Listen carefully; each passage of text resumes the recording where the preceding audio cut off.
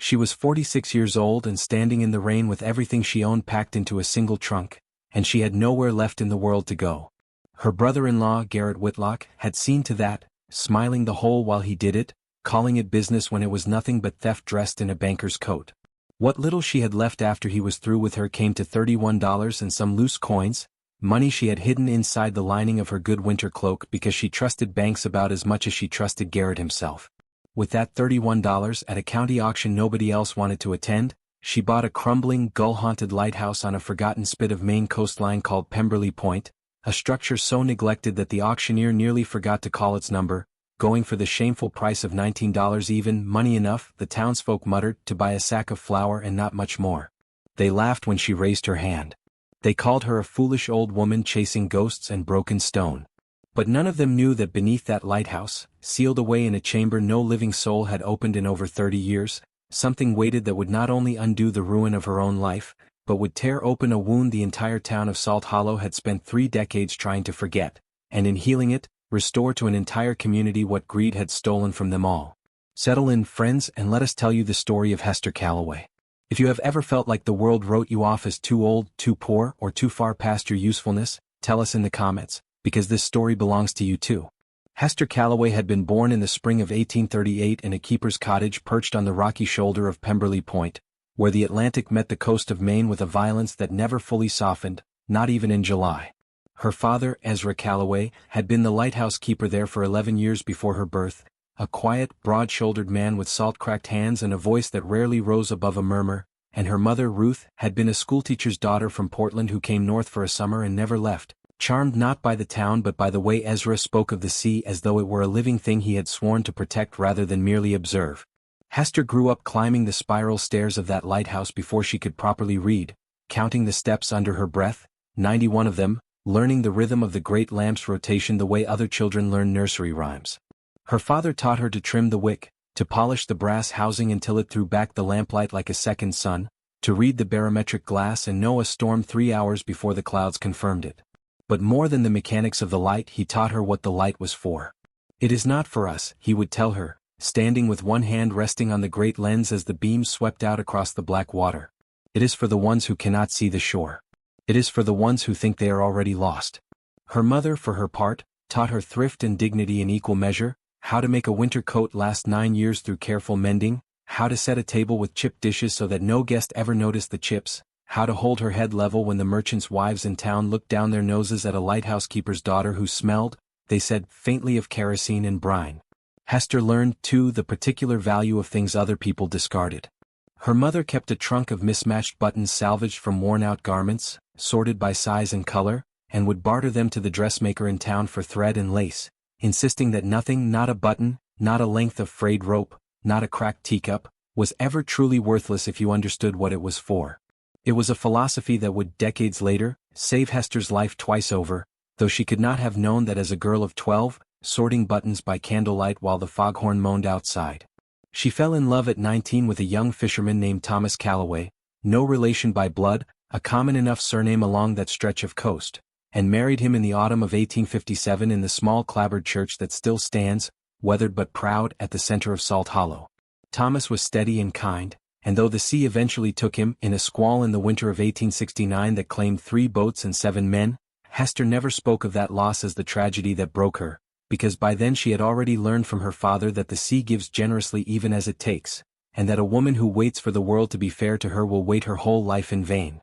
She raised no children of her own, a private sorrow she carried quietly, but she had a younger sister, Margaret, gentle and trusting to a fault, who married a man named Garrett Whitlock, a banker's clerk with ambitions far larger than his salary and a smile that Hester, even in those early years, found just slightly too practiced to trust. Hester spent the better part of 3 decades after Thomas's death keeping her father's house, then nursing her aging parents through their final years, then, after both had passed within 18 months of each other in the early 1890s, finding herself a woman past 50 with no property to her name, because the keeper's cottage had never belonged to her family at all. It belonged, as she would soon discover to her great misfortune, to whoever held the deed Garrett Whitlock had quietly arranged to acquire. The fall came not suddenly as falls in stories often do, but slowly, the way water finds its way into a hull through a crack too small to notice until the boat is already half sunk.